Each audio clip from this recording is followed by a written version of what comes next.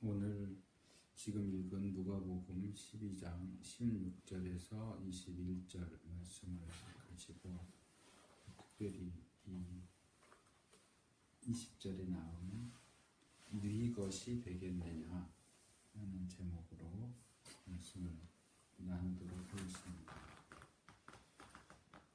몇 주 전부터 예배와 설교에 대해서 조금 다른 생각을 하기 시작했습니다. 뭐냐면 그동안 말씀을 나누면서 너무 제 얘기만 해오지 않았을까 하는 생각이 들었습니다. 물론 질병 가운데서 그것이 낫기를 원하고 질병만이 아니라 고난과 시련 가운데 있으면서 그것을 어떻게 이겨나갈 것인가, 실제 삶 속에서 상황의 변화는 별로 보이지 않는데 어떻게 믿음으로 그 상황을 이겨낼 수 있을까 하는 것에 초점을 맞추고 그렇게 말씀을 전했는데, 물론 그것이 전혀 유익이 없었다고 할 수는 없겠죠. 우리가 고난 상황에 있을 때에 어떻게 그 고난을 이겨나갈 수 있을까 하는 것에 대한 어떤 샘플이 될 수도 있고 그 원리에 대한 묵상일 수도 있으니까 그것이 도움이 될 수도 있겠지만, 이제 몇 주 전부터는 아직 몸이 다 낫지는 않았지만 몸이 회복되면 그 이후에는 어떻게 해야 할 것인가, 이제 새롭게 시작하는 문제를 이제 염두에 두고 생각을 하기 시작했습니다. 그래서 새롭게 시작한다라고 할 때 우리가 어떤 메시지를 가지고 준비해야 되고 시작해야 하고 또 활동해야 할까 하는 그런 이제 생각을 하면서 기도를 하기 시작했습니다. 하나님, 이제 저도 그렇고 우리 교회도 그렇고 새롭게 시작한다고 할 때에 하나님 우리에게 원하시는 게 뭡니까? 우리에게 주시는 새로운 메시지가 뭡니까? 이렇게 고민하면서 기도하는 가운데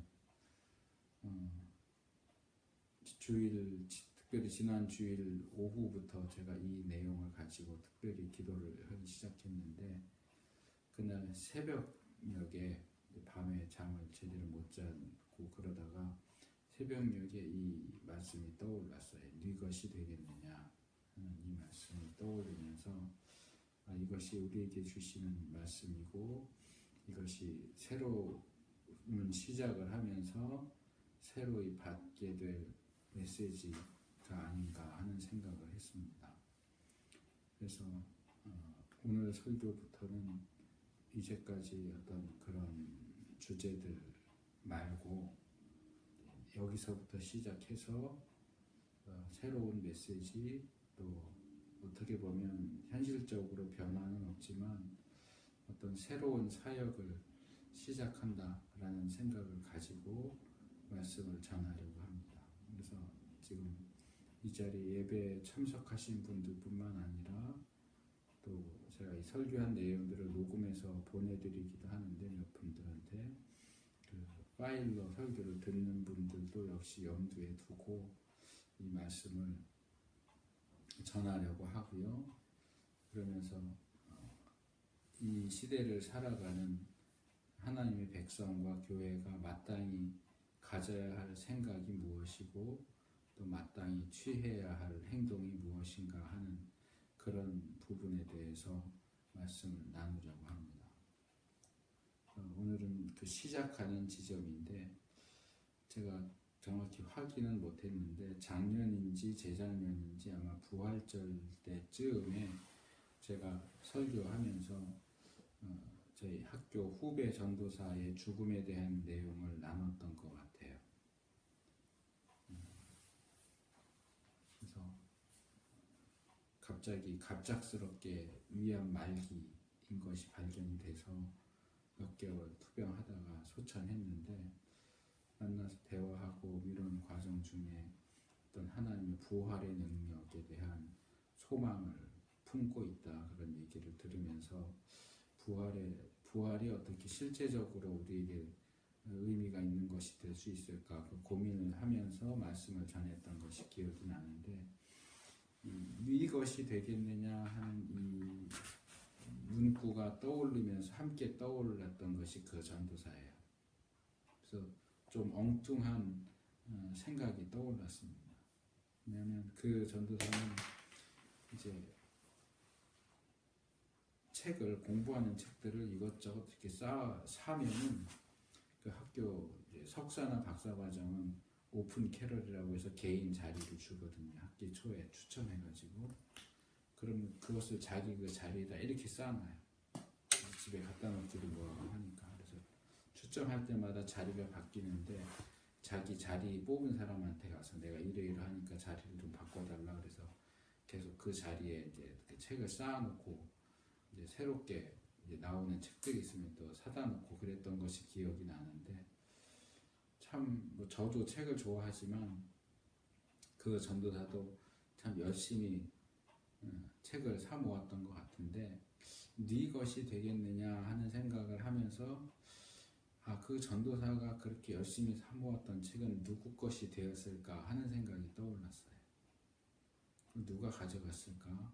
물론 가족들이 와서 치우긴 했겠지만 알기로는 그 남동생 결혼한 남동생이 있는데 그 올케라고 그러나요? 남동생 부인이 카톨릭이어서 고민도 하고 그랬었는데 뭐 남동생이 신학을 한 것도 아니니까 그 책을 보지는 않을 거고 어떻게 했을까 하는 생각이 잠깐 떠올랐고 그것과 동시에 제가 몇 개월 전에 설교하면서 그런 것도 나눴던 것 같은데 제가 많이 좀 마음이 힘들고 그럴 때 내가 죽으면 내 이 책들은 어떻게 해야 될까 어디 총신대 도서관 같은 데다 기증하라고 그래야 되나 뭐 이런 생각도 했었다고 그 내용을 나눴던 적이 있는데 네 것이 되겠느냐라고 할 때 책에 대한 생각이 떠올랐어요.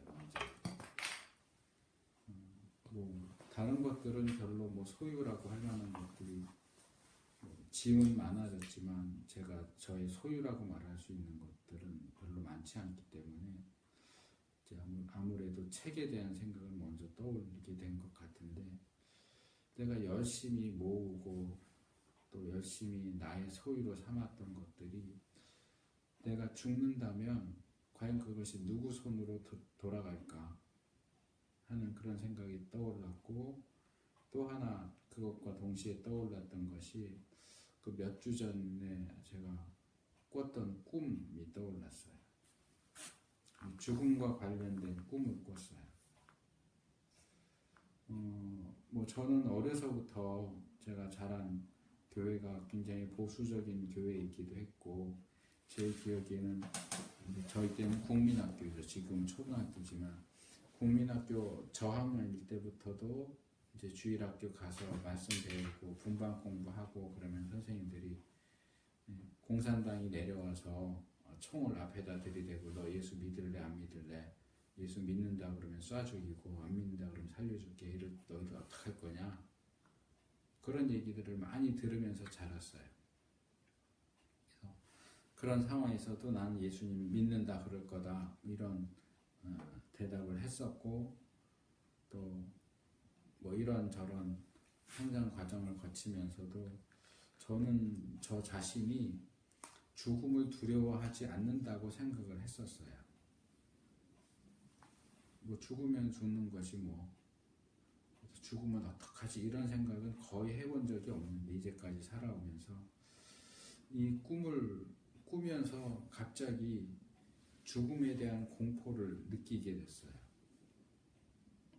누구 장례식인지는 모르겠는데 화장터 장면이었고 이제 뭐 화장터 장면 하면 다 이제 연상을 할 수 있겠지만 이렇게 한 구씩 다 태우는 자리가 있고 그 앞에 이제 유족들이 모여서 뭐 예배도 드리고 울기도 하고 뭐 그런 화장터 장면이고 근데 뭐 제가 죽은 것 같지는 않은데 제 가족들이 누가 보이거나 그러진 않는데 이 막 우는 소리 또 그 시체 타는 냄새 빠각빠각 타는 소리, 그러다가 화면이 바뀌어서 이제 그 옆에 이제 그 소각로에 들어가는 자리 또는 거기서 이제 유골을 꺼내는 자리인 것 같은데, 제가 가서 봤던 거랑은 좀 장면이 다른데, 이렇게 유골이 나오면 보통 이렇게 빻아가지고 유골 그 항아리 같은 거에 넣어서 나무 상자에 넣어서 주는데, 그 유골을 뭐 어떻게 처리를 할 건가 하는 게 몇 가지가 이렇게 있더라고요. 뭐 나무 밑에 묶을 거냐, 어디 뿌릴 거냐, 뭐 허락을 받아서 이렇게 저렇게 뭐 한 세네 가지가 이렇게 쭉 나열되어 있는데, 저는 보이지 않아요. 그리고 얘기하는 사람도 보이지 않는데, 마치 시선만 눈구멍 딱 뚫어놓은 것처럼 이렇게 보이는데, 누군지 얼굴은 보이지 않고, 근데 제 시체를 태워서 그 유골을 어떻게 처리할 건가를 이야기를 하는 거예요. 남자들인데 우리 가족은 안 보이고, 어쨌든 어떤 남자들이 몇 명이서 얘기를 하면서 제 유골을 어떻게 처리할 건가 그 얘기를 나누는데 굉장히 기분이 나쁘더라고요. 그러니까 죽음에 대해서 별로 생각도 안 해봤고, 두려워한다고 생각도 안 했고, 아, 죽음은 그냥 내 영혼이 하나님께로 가는 거지 뭐 이렇게 생각을 했는데, 아마도 제가 죽은 것 같기는 한데 제 영혼이 하나님께로 가지 않고 그 죽은 시체 속에 있는 거예요. 정신이 아직 멀쩡한 거예요. 나는 죽은 건 맞는데. 그러면서 이 내 시체를 다 태우고 난 다음에 가루가 되면 이 가루된 시체를 뭐 나무 밑에 묻을 것이냐, 어디 뿌릴 것이냐, 뭐 거기에 안치할 거냐, 뭐 이런 얘기를 하는데, 그 얘기를 듣는데 굉장히 기분이 나쁘더라고요. 그리고 깼는데도 깨서 이 죽음에 대한 어떤 굉장한 불쾌함과 공포, 그런 게 느껴지면서, 아, 이게 지금 이 죽음을 가지고 사탄이 나를 공격하는구나. 그래서 좀 거절하는 기도를 하고 선언을 하고 그걸 물리쳐내려고 이렇게 막 하는데도 그 기분이 여전히 제 가슴 속에 남아서 계속 찜찜한 거예요. 너무 마음이 힘든 거예요. 그래서 죽으면 어떡하지 하는 죽음에 대한 공포가 너무 크게 느껴져서, 이제 아침에 이렇게 대충 식사처럼 하는 그 자리에 식탁에 앉았다가 집사람한테 내가 이런 자세하게는 얘기 못하고 그냥 죽음에 대한 꿈을 꿨는데 내가 굉장히 기분이 안 좋다 이렇게 했더니, 이제 위에서 기도를 해주고, 오늘은 내가 좀 더 일부러라도 좀 더 밝은 생각하고 다른 생각을 해야 되겠다 그러면서 이제 지나갔던 적이 있는데, 이 죽음에 대한 그 내용이 떠올랐습니다. 그러면서 이 새로운 시작과 관련된 새로운 메시지를 죽음에 대한 이야기에서 시작을 해야 되겠다. 출발 지점이 죽음이다 하는 생각을 했습니다. 전도서 7장 2절에 보면 많이 아시는 구절일 텐데, 초상집에 가는 것이 잔치집에 가는 것보다 나으니 모든 사람의 결국이 이와 같이 됨이라. 산자가 이것에 유심하리로다 이렇게 얘기합니다. 잔치집, 뭐 결혼식, 돌잔치 이런 데 가는 것보다 장례식장에 가는 것이 훨씬 유익이다.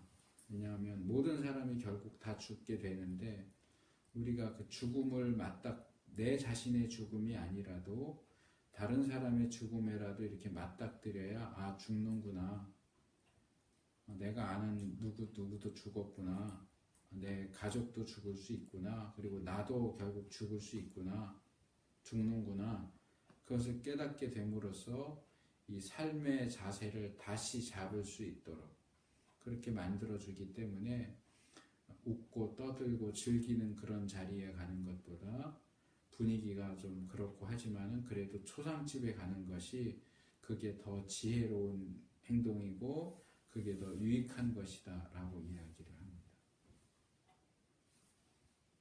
그래서 우리가 새롭게 시작한다고 할 때 이 새로운 시작을 죽음의 자리에서, 초상집에서 화장터에서 시작했으면 좋겠다 하는 생각을 합니다.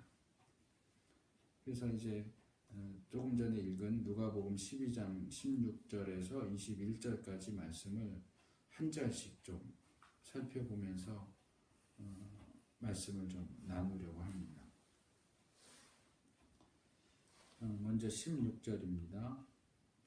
우리 같이 읽을까요? 천천히 속도 맞춰서 시작. 또 비유로 저희에게 일러 가라사대 한 부자가 그 밭에 소출이 풍성하매, 이렇게 말씀을 시작하셨습니다. 이건 비유입니다. 실제 있었던 일일 수도 있겠지만 어쨌든 비유의 말씀인데, 여기에 누가 등장을 하느냐? 한 부자가 등장합니다. 이 사람은 원래도 부자입니다. 그러니까 여기 밭이 나오지만 아마 밭이 많았겠죠. 근데 그 많은 밭에 그 다음에 소출이 풍성했다 그럽니다. 그러니까 뭐 부익부 빈익빈 그렇게 얘기하지만 이 부자가 더 부자가 된 거예요. 그날 그 해에 풍년이 들어서 아주 많은 소출을 얻게 됐어요. 그래서 이 부자에 대한 얘기를 말씀을 하시는데, 우리가 이런 말씀을 들을 때 오해라고 해야 될까? 뭐라고 표현하기는 좀 애매한데, 이런 생각을 할 수가 있어요. 이거는 부자에 대한 얘기잖아. 나는 부자가 아닌데. 그래서 이런 말씀을 들을 때 이 말씀은 나하고는 상관이 없어, 이렇게 생각할 수도 있습니다. 하지만 사실은 그렇진 않은 것 같아요. 제가 몇 주 전 설교하면서 제가 마포에 있는 교회에 있을 때 그 중고등부 교사하는 한 집사님이 자기 인생 목표는 돈이 많이 버는 거다, 돈을 많이 버는 거다, 이렇게 얘기해서 좀 놀랐다 하는 말씀을 드렸던 것 같은데, 사실 모든 사람 마음속에는 돈이 많았으면 하는 소망이 있는 것 같아요. 뭐 어느 스님은 무소유 뭐 이런 책도 써고 그랬지만, 소유가 없는 것을 지향하고 좋아하는 사람들은 그렇게 많지 않습니다. 대부분의 사람들은 뭔가를 가지기를 원하고, 더 가지기를 원하고, 가급적이면 가난한 삶보다는 풍요로운 삶, 부자가 되기를 원하죠. 그래서 조금이라도 더 가지고 조금이라도 더 누릴 것이 많은 삶을 살고자 노력합니다. 그래서 다르게 표현하면 부자가 되려고 애쓴다, 이렇게 말할 수 있겠죠. 뭐 그냥 지나가는 말로 뭐 부자가 되는 건 꿈도 안 꿔요. 그냥 먹고 살기만 해도 좋아요, 이렇게 얘기한다고 해도, 그렇게 얘기하는 사람이 돈 더 벌 수 있는 기회가 있다고 얘기할 때 괜찮습니다, 이러겠느냐? 그러진 않을 거라고 생각이 들어요. 많으면 많을수록 좋은 거죠.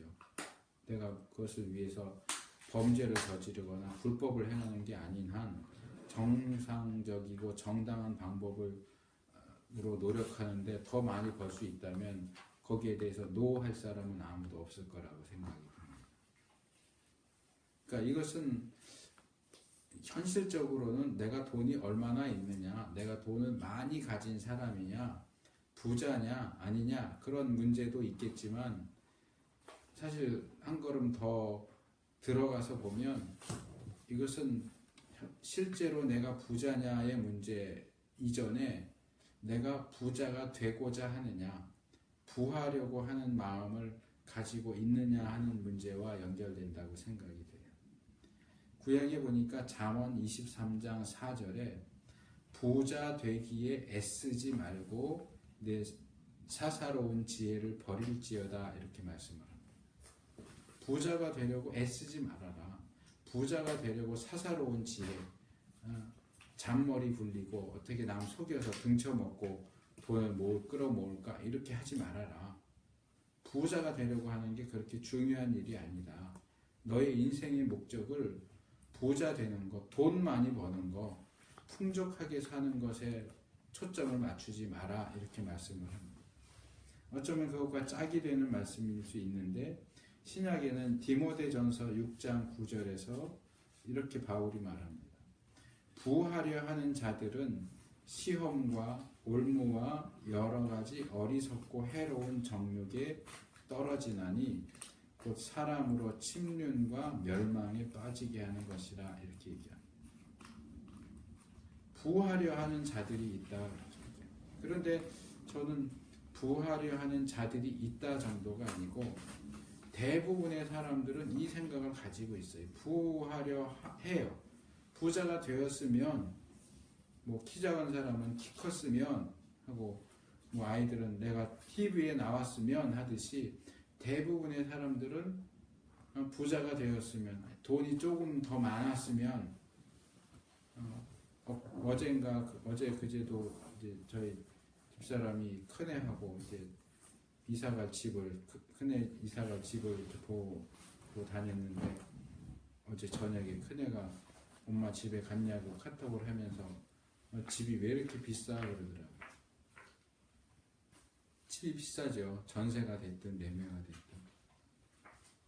그런 상황에 부딪히게 될 때 내가 조금 돈이 더 있었으면 이렇게 발품 팔고 여기저기 돌아다니지 않아도 될 텐데 뭐 대출 알아보고 뭐 집주인이 대출은 안 된다고 그래서 또 애끌고 그러지 않아도 될 텐데 하는 생각을 하겠죠.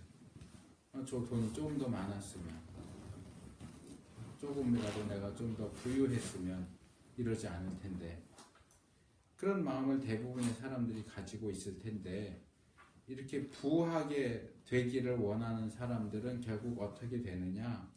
시험과 올무와 여러 가지 어리석고 해로운 정욕에 떨어지게 된다. 근데 그것은 어디로 우리를 이끄느냐? 우리들을 침륜과 멸망에 빠지게 하는 그 자리로 우리를 이끈다라고 이야기를 합니다. 그래서 우리가 예수님의 이 말씀을 들을 때 한 부자가 있다 그럴 때 나는 부자가 아니야. 나는 이 말씀과 상관이 없어. 이렇게 말할 수 없다는 겁니다. 우리 마음에 부하려고 하는 마음이 대부분 있기 때문에 이것은 현실적으로 부자인 사람에게만 해당이 되는 이야기가 아니라 부하려고 하는 마음 가진 모든 사람에게 해당되는 말씀이다. 이렇게 받아야 할 것입니다. 자, 그 다음에 17절입니다. 17절 같이 읽습니다. 심중에 생각하여 가로되 내가 곡식 쌓아둘 곳이 없으니 어찌할꼬 하고. 자, 부자인데 자기 밭에 소출이 풍성하게 됐어요. 그래서 이 사람이 생각을 합니다. 야, 이게 곡식은 많이 걷어들이게 됐는데 이 곡식을 쌓아둘 곳이 없다. 창고가 너무 작다. 뭐 부자인데 곡식 쌓아둘 곳이 없겠어요. 그리고 이어지는 절에도 나오지만 곡간이 있어요. 곡간이 있는데도 불구하고 그 곡간에 곡간을 사용해도 다 보관할 수 없을 만큼 소출이 너무 많아진 거예요. 그러니까 즐거운 비명이죠. 그것만 가득 채워도 좋은 일일 텐데 채우고도 남아서 이걸 어디다 둬야 할까 고민하게 되는 그런 상황에 처했습니다. 즐거운 비명을 지르는데 여기서 이 부자가 생각했고 어찌할꼬 이렇게 이야기하는 것을 볼 수 있습니다. 그래서 이 사람은 부자이지만 뭐라 그럴까 무슨 졸부? 갑자기 부자가 됐다거나 또는 부모가 부자여서 자기는 노력하지도 않고 이러면서 그냥 그 부를 물려받은 사람인 것 같이 보이지는 않아요. 왜냐하면 생각이 있는 사람이고 계획이 있는 사람인 것으로 보여요. 아니 뭐 곡식이 많은데 창고가 적으면 창고 더 지어야지 생각하는 건 뭐 자연스럽고 당연한 거 아닌가 이럴 수도 있지만 이 사람은 소출이 풍성해졌는데 이거 어떻게 다 먹지? 어떻게 다 쓰지? 이거 팔아서 뭐 해야지? 이런 생각을 하기보다는 일단 이것을 어떻게 잘 보관할까 하는 그런 생각을 하는 걸로 봐서는 막 허랑방탕한 사람이거나 무계획적인 사람이거나 이런 사람은 아닌 것 같아요. 이런 점들을 볼 때 이 부자가 나쁜 사람, 못된 사람 이렇게 보기는 어렵지 않을까 생각이 듭니다. 자, 그 다음에 18절입니다. 시작. 또 가로되 내가 이렇게 하리라. 내 곡간을 헐고 더 크게 짓고 내 모든 곡식과 물건을 거기 쌓아두리라. 뭐 좀 전에도 말씀드린 것처럼 자연스러운 어떤 생각과 계획이겠죠. 정상적인 사람이라면. 곡간이 없는 건 아니에요. 있어요. 곡간도 있고 창고도 있어요.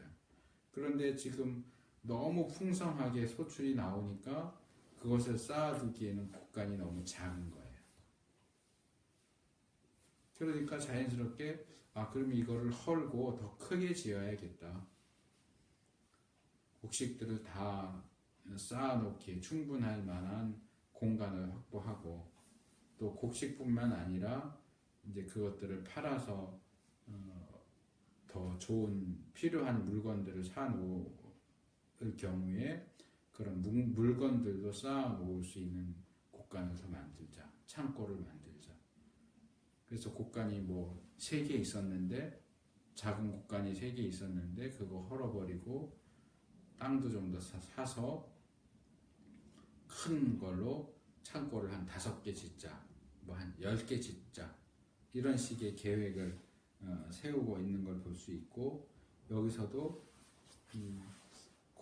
내 모든 곡식과 물건을 거기 쌓아두리라 이야기하는 걸로 봐서 어쩌면 이 사람이 좀 인색한 사람일 수도 있겠지만 뭐 그런 내용이 자세히 나오지는 않고 그럴 가능성도 없진 않지만 이 사람이 그렇게 갑자기 돈이 많아졌다고 해서 허비하고 허랑방탕하지는 않는다.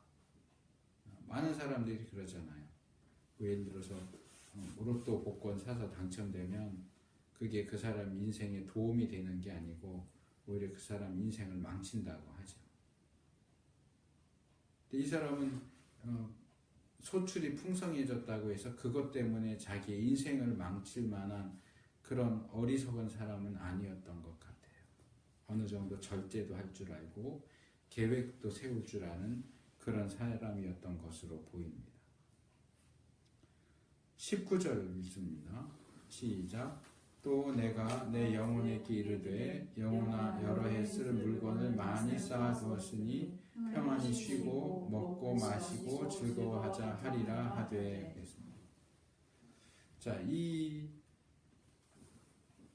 19절에 오면서부터 뭔가 조금 어긋나는 것이 드러나기 시작합니다. 이 앞부분은 괜찮아요. 앞부분까지는 괜찮아요. 생각이 있고 계획이 있는 사람이었다.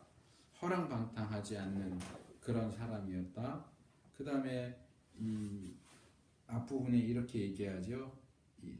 또 내가 내 영혼에게 이르되 영혼아, 이렇게 영혼에 대한 생각, 영혼에 대한 인식, 영혼에 대한 관심이 있는 사람이었어요. 그러니까 먹을 거 마실 거 많으니까 좋다.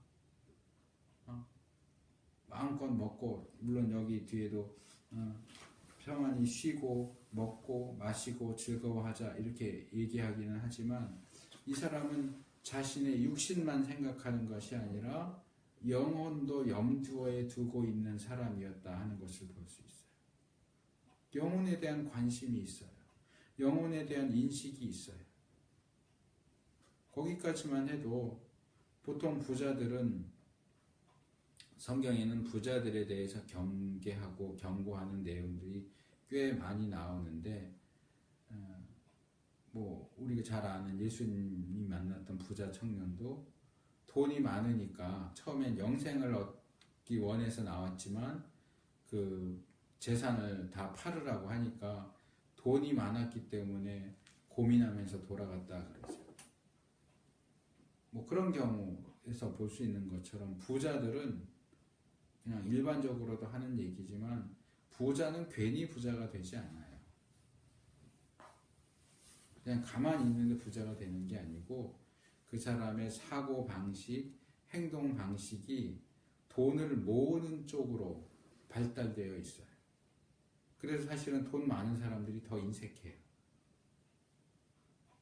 돈 별로 없는 사람들은 예전에 우리가 함께 저쪽 부계동 쪽에서 교회할 때도 그렇지만 다들 성도들이 어려운데도 오히려 어렵기 때문에 서로를 돌보는 그런 모습들도 보여져요. 여름에 수련회 가면 이쪽 집 사람이 저쪽 집 사람 저쪽이 어려운데 수련회 회비 어떻게 내냐 그래서 내주는 그런 경우도 있고. 근데 부자들은 별로 그러지 않아요. 없어 본 적이 없으니까 없는 사람들이 어떤지 몰라요. 또 자기가 그걸 어떻게 모은 건데 그거를 대가 없이 다른 사람에게 무상으로 준다거나 이러는 사람들이 많지가 않아요. 없는 건 아니지만 부자들은 대부분 그래요. 어쨌든 돈을 모으고 많이 갖기 위한 쪽으로는 생각이 발달되어 있지만 그것을 나누고 베풀고 하는 그런 쪽으로 감각이 발달된 부자는 그렇게 많지 않아요. 그러다 보니까 부유한 사람들은 자기의 육신에 대한 관심, 물질에 대한 관심, 돈에 대한 관심은 많지만 영혼에 대한 관심은 그리 많지 않은 걸 보게 됩니다. 그런데도 불구하고 이 부자는 영혼에 대해서 생각하고 있다는 점에서 꽤 괜찮은 사람이다 라고 말할 수 있을 것 같아요. 문제는 이 사람이 영혼에 대한 인식과 관심을 가지고 있기는 하지만 그것이 올바른 방식으로 행해지고 있지 않다고 하는 점입니다. 여기서부터 이제 엇갈리는 거예요. 생각도 할 줄 알고 계획도 세울 줄 알고 허랑방탕하지도 않고 그러면서도 영혼에 대한 관심이 있는 사람이었지만 이 사람은 자기의 영혼이 사실상 여러 해 쓸 물건을 많이 쌓아두는 것과 별 관계가 없다는 사실까지는 인식하지 못한 것 같아요. 쌀 많이 쌓아두면 영혼이 풍족해지나요? 쓸 물건이 많으면 그 영혼이 윤택해지나요? 사실은 곡식 많이 쌓아두고 물건 많이 쌓아두고 그것도 오래만이 아니고 여러 해 또는 정말 자자손손이 쓸 만큼 쌓아둔다고 해도 그것은 영혼과 아무 관계가 없어요.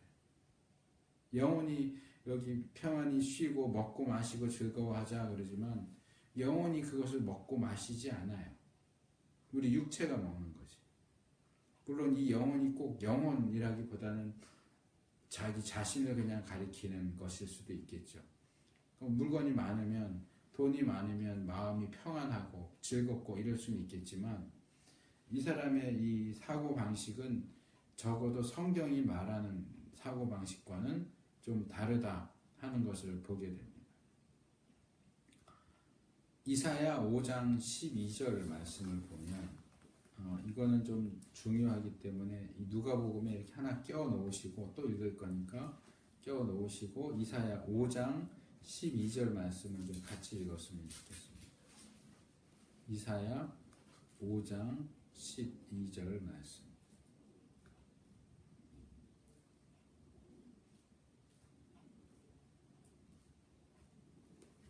자, 찾으셨으면 같이 읽겠습니다. 이사야 5장 12절입니다.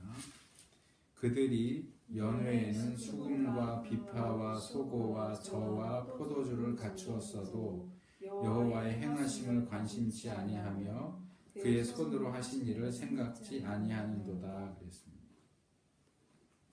자, 잔치를 합니다. 연회를 베풉니다. 거기에 악기들을 총동원합니다. 수금과 비파와 소고와 저. 말하자면 밴드를 부르는 거죠. 그리고 음식을 갖춥니다. 여긴 포도주 하나만 나왔지만 술을 갖추고 음식을 갖추고 먹고 마시고 즐거워하고 웃고 떠들고 노래하고 합니다. 그래서 잔치를 하기 위해서 뭐가 필요할까? 어느 밴드를 부르는 게 좋을까? 요리사는 누구를 초빙할까? 어떤 요리들을 내놓을까? 어떤 놀라운 서프라이즈 할 만한 사람들이 부러워할 만한 것들을 갖출까? 이거는 골몰하고 거기에 온통 관심을 쏟지만 이 사람들의 문제는 뭐냐? 여호와의 행하심은 관심을 두지 않는다는. 하나님이 뭘 하시는지, 하나님께서 하나님의 손으로 무슨 일을 하시는지는 생각하지 않아요. 그냥 먹고 마시고 즐기는 것에만 관심이 있지 영혼에 대한 관심이 없어요. 하나님에 대한 관심이 없는 거예요. 이사야가 경계하면서 말하는 이 사람들, 그들이 여기 나오는 이 부자하고 비슷한 것 같아요. 비록 이 부자가 영혼아 이렇게 말하기는 하지만 이 사람은 영혼에 대한 참된 관심을 가지고 있지 않아요. 그냥 자기의 삶이 곡식 많이 쌓아놓고 물건 많이 쌓아놓고 그것도 여러 해 쓸 거 쌓아놨으면 그냥 먹고 마시고 즐거워하면 된다라고 생각해요.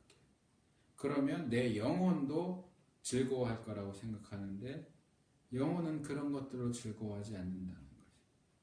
한 구절 더 보겠습니다. 마태복음 24장 38절 말씀입니다.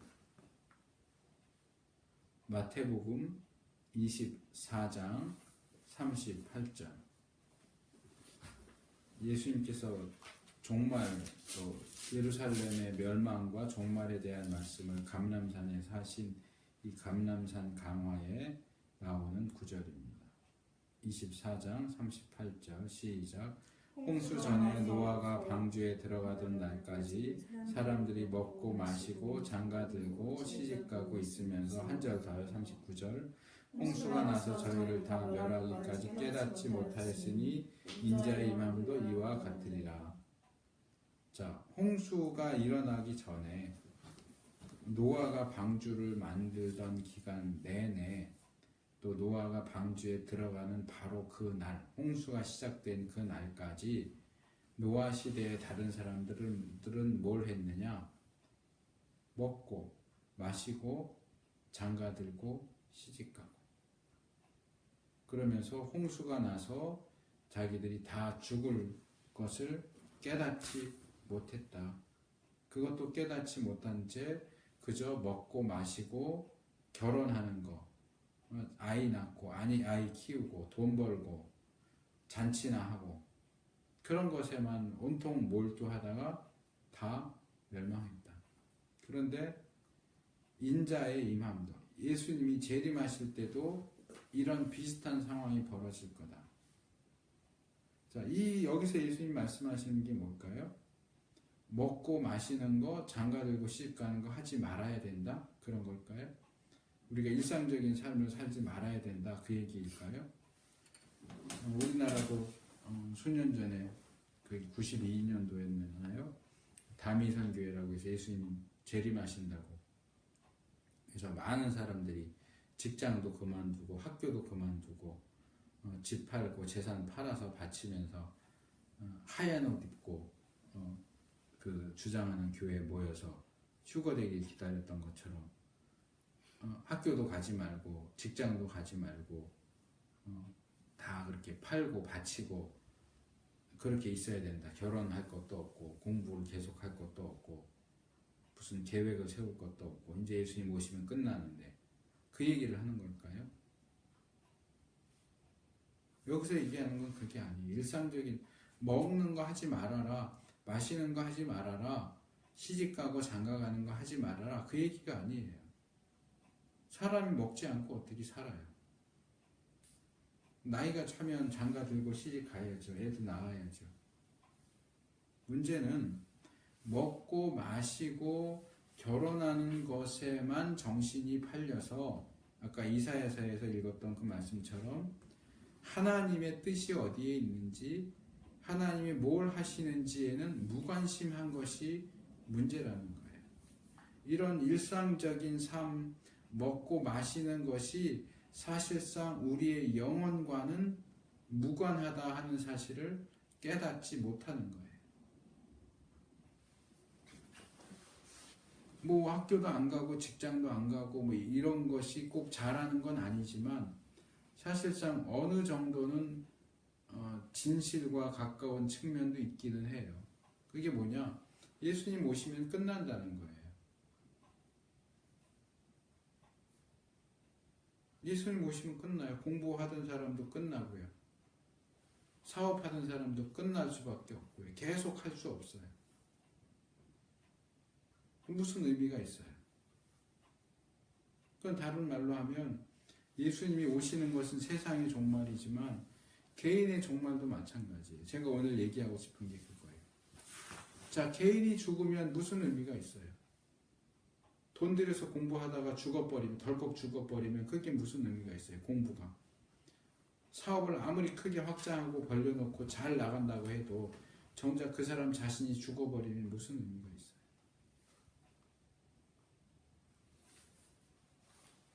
그런데 이 예수님의 재림을 염두에 두지 않고 자신의 죽음을 염두에 두지 않고 공부하고 사업하고 연애하고 결혼하고 자식 낳고 양육하고 그러는 것으로 충분한 것처럼 생각한다는 거죠.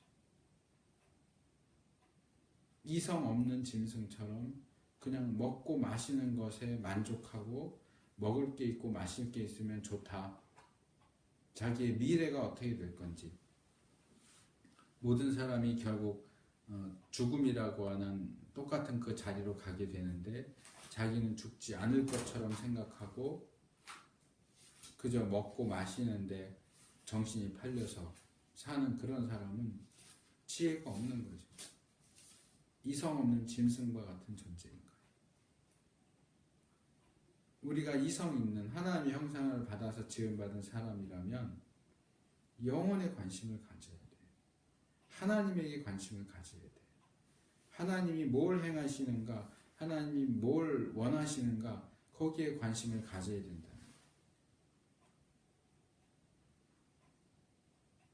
자, 19절에서 방향이 약간 틀어졌다고 하면 20절로 넘어오면 완전히 반전이 일어나죠. 20절 함께 읽습니다. 하나님은 이르시되 어리석은 자여 오늘 밤에 내 영혼을 도로 찾으리니 그러면 내 예비한 것이 네 것이 되겠느냐 하셨으니.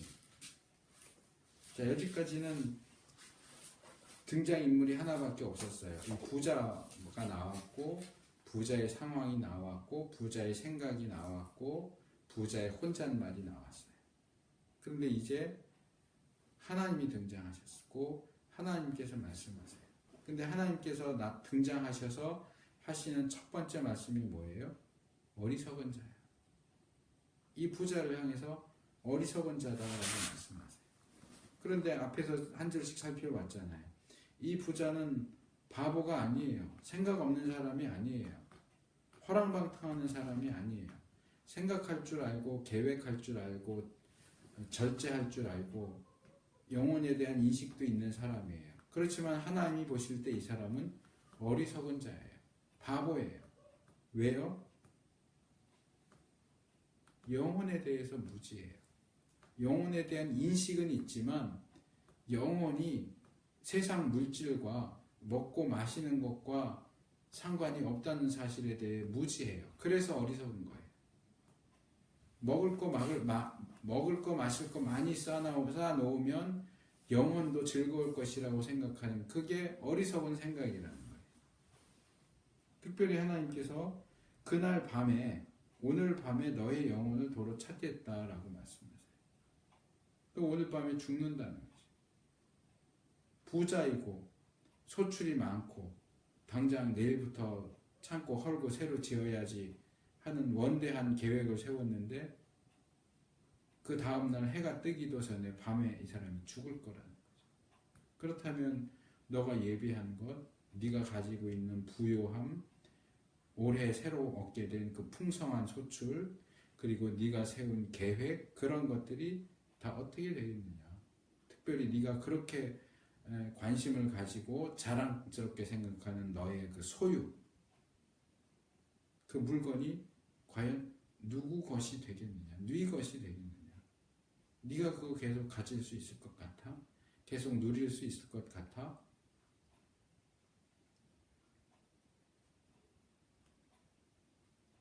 이 부자는 하나님의 평가에 의하면 어리석은 자예요. 다르게 바꿔서 말하면 그에게 참 지혜가 없다 이렇게 말할 수 있어요. 지혜가 없어요. 이 사람이 완전히 바보 멍청이였다 그 얘기가 아니에요.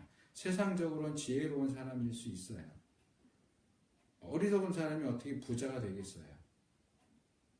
그런데 하나님 보시기엔 지혜가 없어요.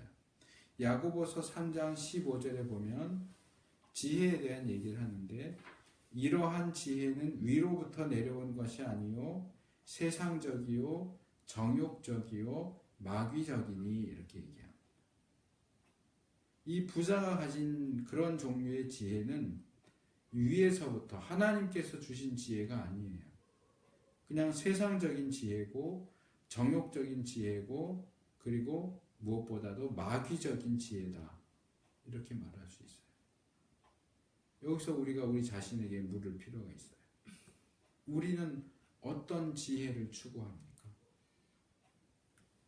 나는 그래도 공부도 했고 뭐 이러고 저러고 얘기를 하는데 자, 우리가 추구하는 지혜가 뭡니까? 세상적인 지혜입니까? 정욕적인 지혜입니까? 마귀적인 지혜입니까? 위로부터 내려오는 지혜, 하나님이 주시는 지혜입니까?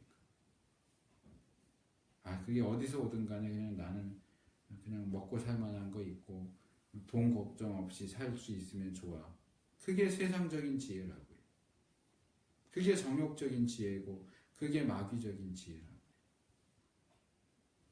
죽음을 염두에 두지 않고 하나님을 염두에 두지 않고 그냥 이 땅에서의 삶, 특별한 어려움 없이 살 수 있으면 그것으로 만족하는 그것이 바보 같은 거고 어리석은 거라.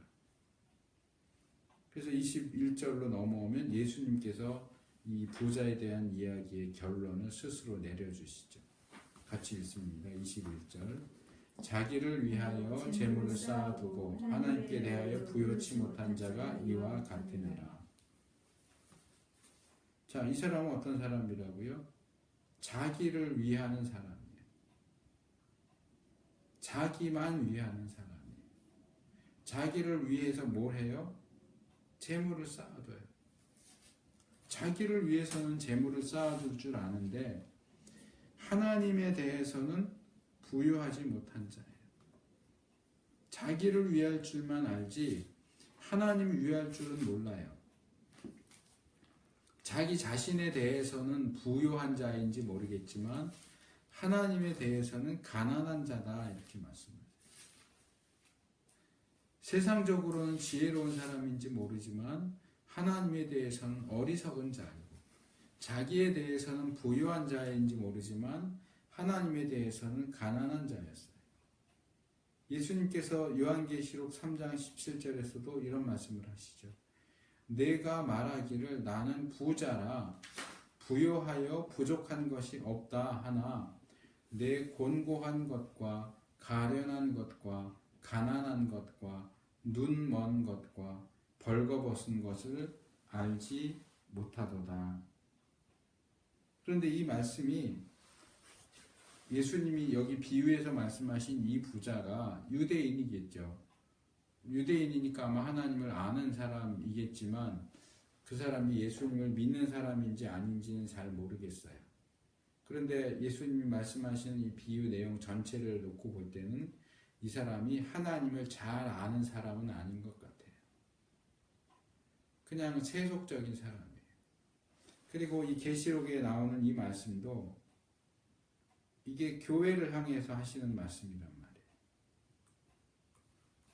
그러니까 교회 안에도 이런 사람들이 있다는 거예요. 교회 안에도 육신만 생각하는 사람, 하나님에 대한 생각이 없는 사람, 물질만 생각하는 사람, 물질적인 부요를 쌓아가는 것에는 관심이 있고 센스도 있고 능력도 있지만 하나님 앞에서 부요함을 쌓아가는 일에는 극도로 가난한 사람들이 있다는 거예요. 우리가 그런 사람일 수 있다는 거예요. 그런데 스스로 그것을 깨닫지 못해요. 그러면서 뭐라고 그래요? 나는 부자다. 부유하기 때문에 부족한 게 없다. 여러 해 쌓을 물건을 쌓아두었으니까 이제 내 영혼도 만족할 거야.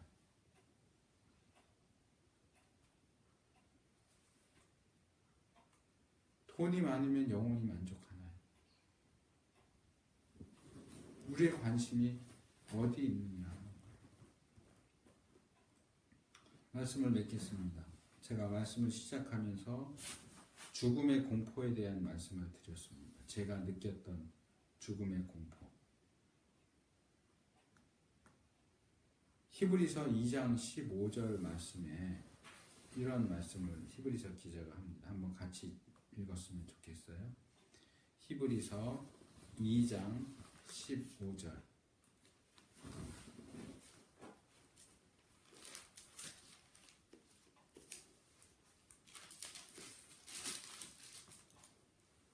자, 같이 읽습니다. 히브리서 2장 15절 시작. 또 죽기를 무서워함으로 일생에 매여 종노릇하는 모든 자들을 놓아주려 하시니. 자, 예수님이 왜 오셨느냐? 사람들을 놓아주기 위해서 오셨다. 근데 어디로부터 놓아주느냐? 일생에 매여서 종노릇하는 모든 자들을 놓아주기 위해서, 종된 자들을 놓아주려고 한다. 근데 왜 이 사람들은 왜 일생을 거기에 묶여서 종노릇하느냐? 죽기를 무서워하기 때문에. 사단이 사용하는 무기가 몇 가지가 있는데요. 가장 대표적인 것은 거짓말이죠. 또 하나가 있는데 그게 뭐냐면 죽음을 가지고 위협하는 것. 너 그럼 죽여. 왜요? 아담과 하와가 범죄하여 타락한 이후로 죄 때문에 이 세상에 죽음이 들어왔고 그 죽음의 권세가 사탄에게 있어요. 물론 하나님이 허락하시지 않는데 사탄이 마음대로 누구를 죽였다 살렸다 살리는 건 아예 못하지만 사탄이 마음대로 누군가를 죽인다 이렇지는 않지만 어쨌든 죽음의 권세가 있어요. 그래서 이 사탄은 사람들을 죽음을 가지고 위협하는 거예요. 마치 강도가 칼을 들고 사람을 위협하듯이 죽음이라는 칼을 들고 사람을 위협해요. 너 말 안 들으면 죽인다 하니까 사람들이 죽음에 대한 공포 때문에 죽을까봐 무서워서 사탄의 종이 돼요. 일평생을 사탄에게 매여서 종노릇을 해요. 왜? 죽기 싫으니까. 죽기 무서우니까. 그런데 예수님이 오신 것은 우리가 흔하게 말할 때는 우리를 구원하러 오셨다 이렇게 말하지만 이 죽음이라는 쪽에 초점을 맞춰서 표현한다면 우리를 죽음의 공포로부터 해방시키기 위해서 오신 거예요. 더 이상 죽음을 두려워할 필요가 없어. 죽음에 대한 두려움 때문에 사탄에게 매여서 일평생을 종노릇할 필요가 없어. 이것이 성경이 우리에게 말씀해 주고 있는 예수님이 이 땅에 오신 목적이에요. 그래서 사실 예수님을 믿는 우리는 죽음의 공포를 이길 수 있어요. 왜요? 예수님이 우리를 죽음에서부터 놓아주셨기 때문에. 물론 사람이니까 그 감정적이고 그런 것들 때문에 저의 예를 들었던 것처럼 어떤 그런 상황 속에서 죽음의 공포를 느낄 수도 있어요. 죽으면 어떡하지? 마음이 불안하고 괜히 눈물이 쏟아질 것 같고 자신이 불쌍하고 이런 걸 느낄 수 있겠지만 우리가 우리를 죽음의 공포로부터 놓아주려고 오신 예수님을 바라보면서 그 공포를 이겨야 되고 그리고 그 죽음에 대한 두려움, 죽음에 대한 생각, 그 죽음의 존재를 우리의 디딤돌로 삼았으면 좋겠어요. 죽음이라는 것은 분명히 우리 앞에 있어요.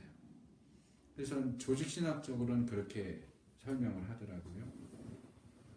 인간이 범죄해서 이 땅에 죽음이 들어왔어요. 그래서 사람이 죽는 것은 죄의 결과예요. 그런데 예수님을 믿어서 이 죽음에서부터 놓여진 그리스도인들은 그럼 왜 죽느냐? 불신자가 죽는 것은 죄에 대한 형벌로 죽지만 그럼 예수 믿는 사람이 죽는 건 뭐냐? 예수 믿는 사람이 죽는 것도 죄의 형벌이냐? 그렇지 않다는 거예요. 예수님을 믿는 사람의 죽음은 겉으로 볼 때는 믿지 않는 사람의 죽음이나 믿는 사람의 죽음이 똑같아 보이지만 믿지 않는 사람의 죽음은 죄에 대한 형벌로 인한 죽음이고 믿는 사람의 죽음은 이 세상에서 하나님의 통치로 들어가는 통과 의례예요. 형벌로 죽는 게 아니에요. 그럼에도 불구하고 모든 사람 앞에는 죽음이 있어요. 모든 사람은 다 죽어요. 그 죽음의 의미는 다르다고 할지라도. 그러니까 믿지 않는 사람은 그 죽음에 대한 두려움 때문에 일생을 매여서 종로를 타지만 믿는 우리는 그 죽음을 두려워할 필요도 없고 그 두려움 때문에 일생을 매여서 종로를 탈 필요도 없어요. 그렇다고 해서 죽지 않는다라고 우길 것도 없고 죽음을 무시할 필요도 없어요. 오히려 그 죽음이라는 것이 우리 앞에 있기 때문에 우리는 그 죽음을 디딤돌 삼아서 디디고 올라갔으면 좋겠다는 거예요. 이 죽음을 디딤돌 삼아서 디디고 올라가자는 얘기는 오늘 말씀에 나온 것처럼 내가 죽으면 내가 그렇게 애지중지하고 끌어모았던 그것이 누구의 것이 될까를 생각해 보자는 거예요. 모아놓으면 결국 누군가 쓰겠지. 아니요. 제가 지금 찾아놓진 않았는데 잠언에 보면 악인들이 모아놓은 재산은 의인을 위해서 결국 주어지게 된다. 그런 내용의 말씀이 잠언에 있어요.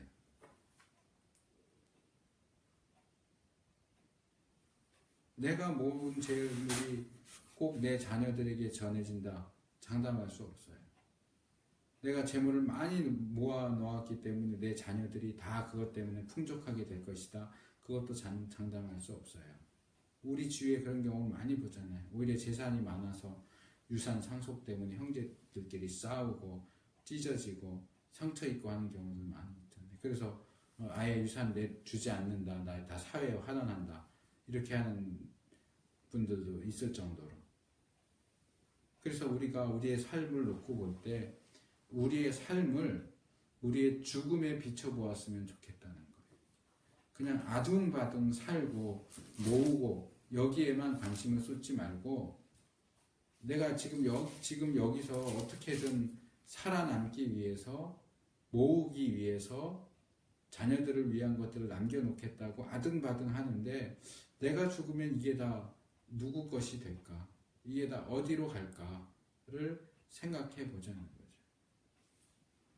그래서 우리가 이 땅에서의 삶, 뭘 먹을까, 뭘 마실까, 내 자녀들을 위해서 얼마나 많이 모아서 남겨줄까, 거기에만 관심을 갖지 말고 하나님께 부요한 자가 되자. 어리석은 자가 되지 말고 하나님께 지혜로운 자가 되자. 이 세상에서는 부요하지만 하나님께 가난한 자가 되지 말고 하나님께 부요한 자가 되자 하는 것이 오늘 메시지의 핵심입니다. 우리가 부자이든 아니든 우리가 온통 우리의 관심을 쏟고 온통 우리의 시간을 거기 쏟고 우리의 모든 정력을 거기에 쏟아서 돈 벌고 먹고 살고 자녀들 키우고 그 뒷바라지 하느라고 쓰는 그 힘을 거기에 온통 쏟아붓지 말고 그게 전부가 아니니까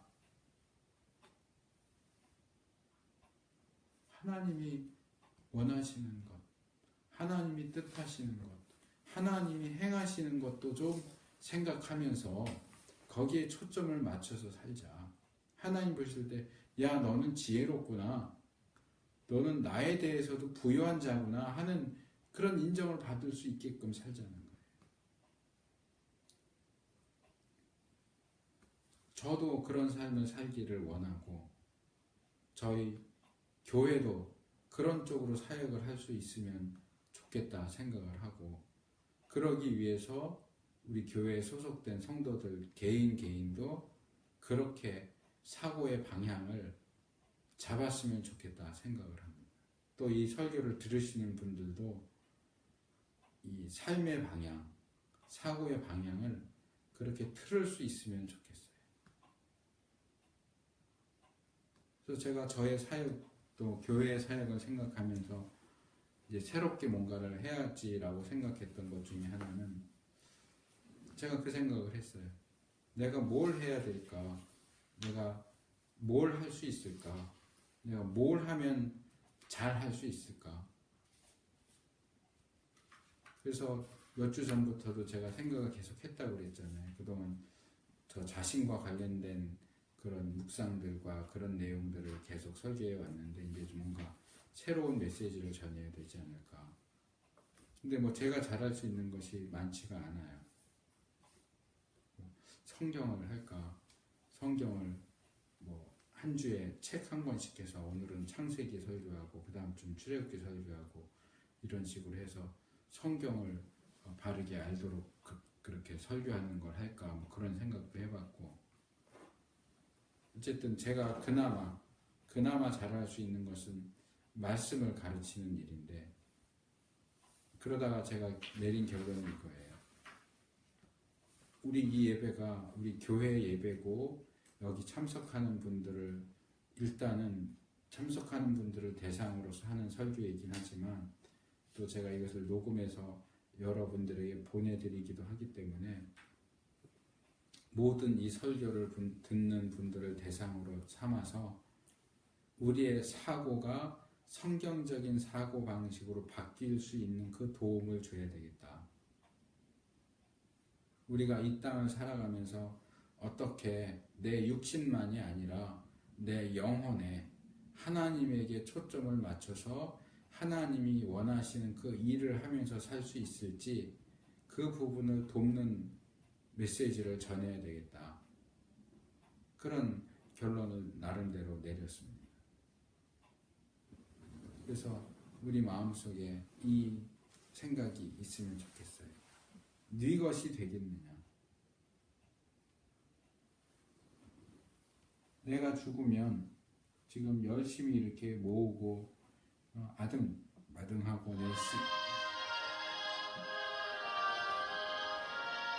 내 시간과 노력을 들여서 그렇게 사는데, 그것이 우리의 삶의 전부가 되어서는 안 된다는 거예요. 이제는 우리가 하나님을 위해서 살아야 돼요. 하나님의 뜻을 위해서 살아야 되고, 우리가 영혼에 관심을 가지고 살아야 돼요.